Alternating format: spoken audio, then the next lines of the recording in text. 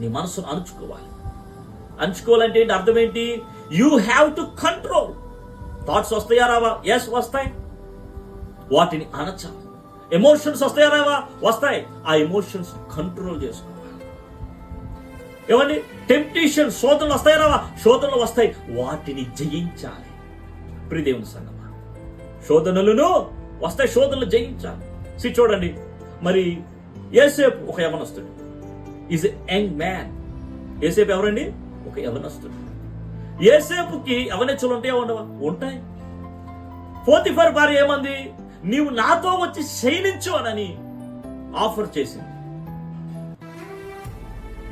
యోసేపు ఏం చేశాడు తెలుసా? నా దేవుని దృష్టికి ఇంత ఘోరమైన పాపము నేను ఎట్లా చేస్తానన్నాడు.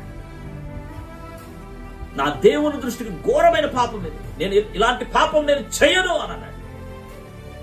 నా యజమానుడు ఈ గృహములో ఉన్న దాని అంతటి మీద నాకు అధికారం ఇచ్చాడు, నీ మీద తప్ప అన్నాడు.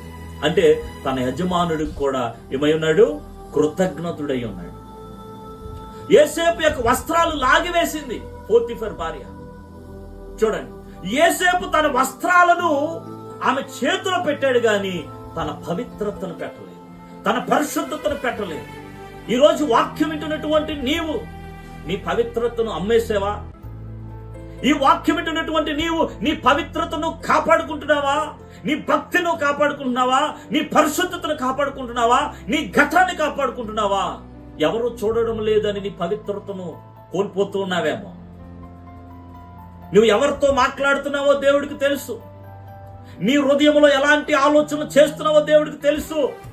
నువ్వు ఫోన్లో ఎవరితో మాట్లాడుతున్నావో దేవుడికి తెలుసు. నువ్వు ఎవరితో చాటింగ్ చేస్తున్నావో దేవుడికి తెలుసు. ప్రియ దేవుని సంగమా, జాగ్రత్త. దేవుని కన్నులు లోకమంతటను సంచారం చేస్తా ఉన్నాయి. లోకమంతటను సంచారం చేస్తా ఉన్నాయి. ఒకవేళ నీ భర్తను మోసం చేయొచ్చు, ఒకవేళ నీ ఇరుగు పొరుగు వారిని మోసం చేయొచ్చు, అందరిని మోసం చేస్తున్నాం అని అనుకోవచ్చు, కానీ దేవుణ్ణి మోసం చేయలేవు. దేవుణ్ణి మోసం చేయలేవు. యోసేపు తన పవిత్రతను కాపాడుకున్నాడు, తన ఘటమును కాపాడుకున్నాడు. ప్రియదేవుని సంగమా, తన యవనేచ్ఛలను జయించాడు. యవన కాలమున తన పవిత్రతను, తన పరిశుద్ధతను, తన ఘటమును తను కాపాడుకున్నాడు. ప్రియదేవుని సంగమా, చూడండి. కాబట్టి మనం ఏం చేయాలో తెలుసా? మన పవిత్రతను కాపాడుకోవాలి. యోసేపు ఏం కలిగి ఉన్నాడు?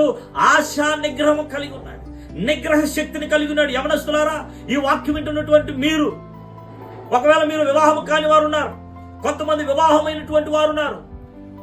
వివాహమైనటువంటి వారితో దేవుడు చెప్తున్నటువంటి మాట, మీ భార్యలకు మీరు అన్యాయం చేయొద్దు.